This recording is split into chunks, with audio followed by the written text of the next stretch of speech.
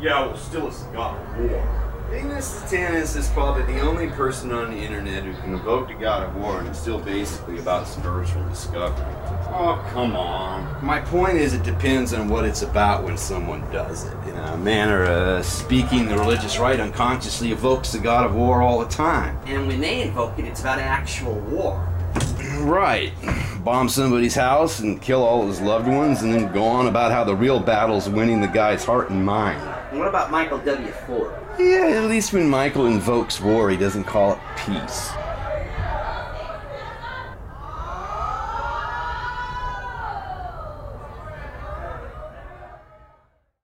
And hello once again.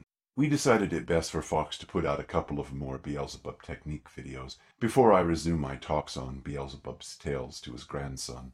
So while Fox is finishing up those videos, I shall talk about other things. Very few people attempt to debate the Lucifer series.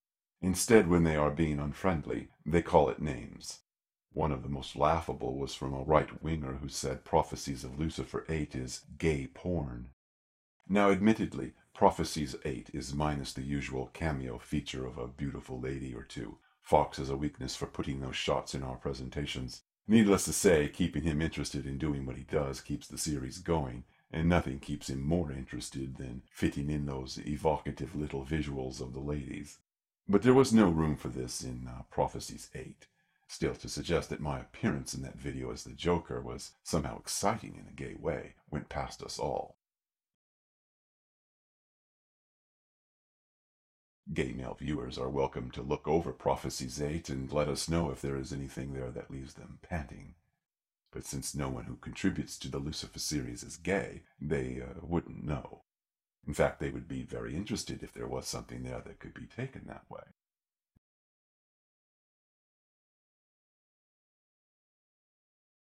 The only thing clear is apparently at least one conservative YouTuber did take it this way. And one must assume he did so because it excited him as much as it disgusted him. Republicans will often surprise you on that score. Now today I would like to once again announce the obvious. Just because the Lucifer series playfully takes up the Lucifer persona out of sympathy for the mythic serpent of old, does not mean the Lucifer series itself is Satanist. No more so than its goodwill toward the gay and lesbian community makes it a gay vehicle. Let me count the ways. Culturally, very few American Satanists are not big fans of heavy metal. Fox has nothing against heavy metal music, and has long been intrigued by the goth end of this, the look, you know, and goth tastes. And certainly there is metal that is good. But Fox is more a classic rock and alternative sort of listener, just as his tastes range to concerto Mozart pieces and the best of Beethoven and Bach.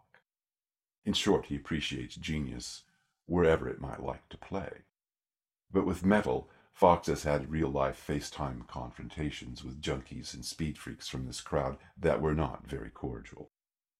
On one occasion, metal-styled Satanists were actually ritually torturing helpless kittens in the next room of some roach hotel, where Fox was flopping for a while in his drifter days.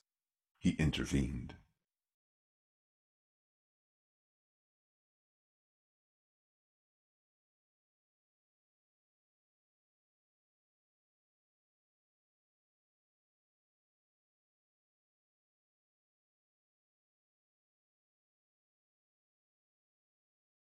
For a modern Satanist, everybody is responsible for their own behavior and must deal with the consequences.